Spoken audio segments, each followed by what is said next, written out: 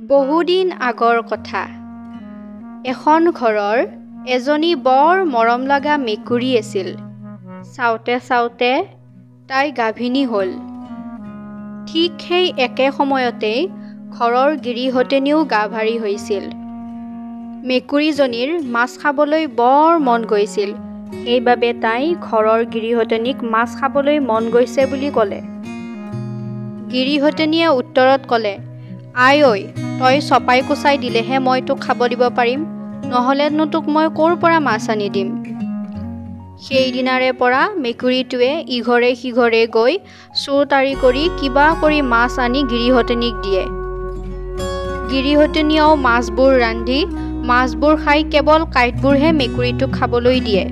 তাকে দেখি মেকুৰীটোৰ মনত বৰ বেজাৰ লাগিল আৰু মেকুৰীটোৱে গিৰিহঁতনীক খাও দিলে। তাৰ পেটত যি আছে মোলৈ আহক আৰু মোৰ পেটত যি আছে তাইলৈ যাওক। ইয়াৰ ঠিক কিছুদিন পিছতেই গিৰিহঁতনীয়ে দুটা মেকুৰী পোৱালি জন্ম দিলে। আনহাতে মেকুৰীটিয়ে দুজনী ধুনীয়া কন্যা সন্তান জন্ম দিলে। আতৌ পিতৌ কৰি মেকুৰীজনীয়ে ছোৱালী দুজনীক ডাঙৰ দীঘল কৰিলে। নিতৌ ছোৱালী দুজনীক ঘৰতে থৈ মেকুৰীটোৱে মাছ মাংস গাখীৰ ইত্যাদি বিচাৰি যায়। ছোৱালী দুজনী ডাঙৰ হ'ল, জনা বুজা হ'ল। সিহঁতে এদিন মাকক সুধিলে, মা, তুমি যদি ক'ৰবালৈ যাওঁতে তোমাক কোনোবাই মাৰি থৈ দিয়ে বা তুমি নোহোৱা হোৱা, তেতিয়া আমি কেনেকৈ জানিম আৰু তোমাক কেনেকৈ বিচাৰিম? তেতিয়া মেকুৰীজনীয়ে এডাল তুলসী গছ আৰু এমলা গাখীৰ আনি ক'লে, যদি মই কেতিয়াবা মৰিও যাওঁ বা মোক কোনোবাই মাৰেও, তেতিয়া এই তুলসীজোপা যাই পৰিব আৰু গাখীৰ মলা কলা পৰিব। তেতিয়া তোমালোকে মোক বিচাৰি যাবা। ইয়াৰে কিছুদিন পিছতেই তুলসীজোপা যাই গ'ল আৰু গাখীৰ মলাও কলা হ'ল। সিহঁতে মাক আৰু নাই বুলি জানি মাকক বিচাৰিবলৈ গ'ল।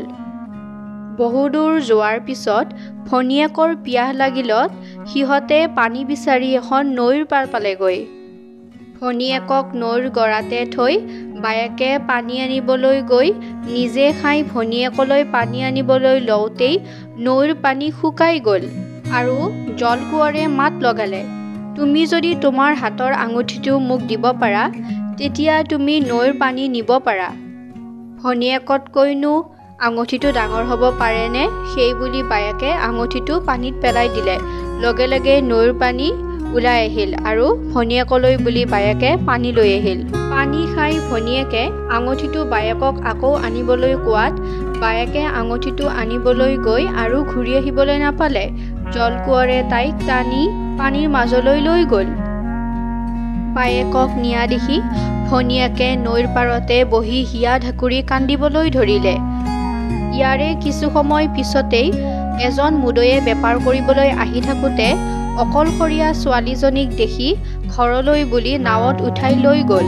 ঘৰ পাই মুদৈয়ে আগৰ দুয়োজনী ঘৈণীয়েকৰ লগতে ফুলকুমলীয়া ছোৱালীজনীকো সৰু ঘৈণী পাতি ল'লে। কোমল বয়সীয়া সৰু ঘৈণীজনীক মুদৈয়ে এতিয়া বেছি মৰম কৰা হ'ল। তাকে দেখি মুদৈৰ আগৰ দুয়োজনী ঘৈণীয়েকৰ বৰ খং উঠিছিল আৰু কেনেকৈনো মুদৈয়ে সৰু ঘৈণীজনক দেখিব নোৱাৰা হয় তাৰে উপায় চিন্তিবলৈ ধৰিলে। তাইৰ প্ৰথম অশৌচৰ সময়ত তাই এটা ঢেঁকীথোৰা পালে বুলি কৈ দুই সতিনীয়ে তাই পোৱা মতা ল'ৰাটো লৈ গৈ নৈত উটাই দিলেগৈ। ঠিক তেনেকৈ দ্বিতীয়বাৰো দুই সতিনীয়ে তাই এটা ৰঙালাও পালে বুলি কৈ তাই পোৱা মতা ল'ৰাটো নৈত গৈ উটাই দিলেগৈ। এইফালে জলকোঁৱৰে ধৰি নিয়া বায়েকে দুয়োটি সন্তান তাইৰ ভনীয়েকৰ বুলি জানি তুলি তালি ডাঙৰ দীঘল কৰিলে।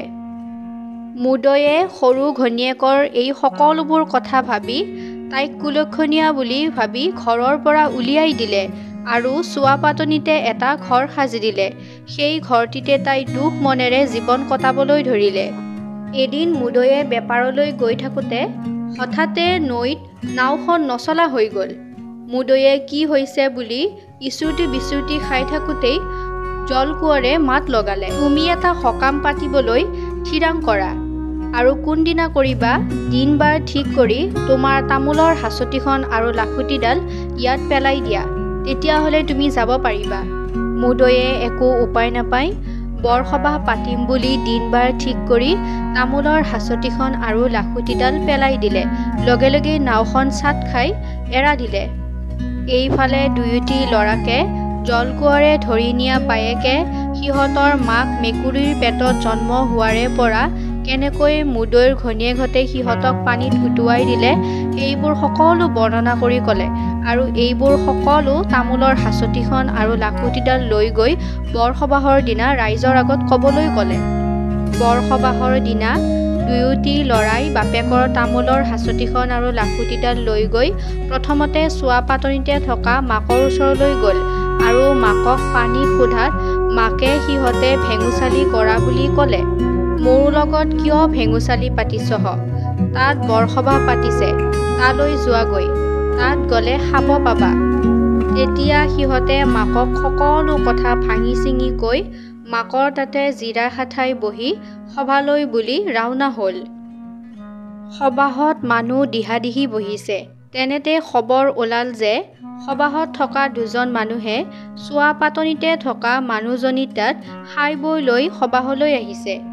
যেতিয়া এই কথা জনাজাত হ'ল তেতিয়া ৰাইজৰ পৰা বিচাৰ হ'ল যে সেই মানুহ দুজনে সবাহৰ মাজত ওলাই নিজৰ চিনাকি দিব লাগে। তেতিয়া সিহঁতে মাত লগালে, আমি য'ত সোমাইছিলোঁ তেওঁ আমাৰ আই হয়। এই বিষয়ে কিবা জানে নেকি মুদৈক ৰাইজে সোধাত মুদৈয়ে একোৱে ক'ব নোৱাৰিলে। তেতিয়া সিহঁতক ক'বলৈ কোৱাত বৰজনে ক'লে যে আপোনালোকে মন দি সকলো কথা শুনক। এই বুলি কৈ সিহঁতে এফালৰ পৰা সকলো কথা বৰ্ণনা কৰি ক'লে আৰু বাপেকৰ তামোলৰ হাঁচতিখন আৰু লাখুটিডাল দেখুৱাইও সিহঁতৰ কথা সঁচা বুলি প্ৰমাণ কৰিলে। এইবোৰ সকলো কথা শুনি মুদৈৰ মূৰত সৰগ পৰা যেন লাগিল আৰু বৰসবাহৰ পিছতে মুদৈয়ে দুয়োজনী ঘৈণীয়েকৰ নাক কাণ কাটি ঘৰৰ পৰা উলিয়াই দিলে আৰু ল'ৰা দুটাৰ সৈতে সৰু ঘৈণীয়েকক আনি ঘৰ সোমালেহি আৰু সুখেৰে জীৱন যাপন কটাবলৈ ধৰিলে। ল'ৰা দুটায়ো মাক বাপেকৰ বুকু জোৰাই ঘৰতে থাকিবলৈ ধৰিলে।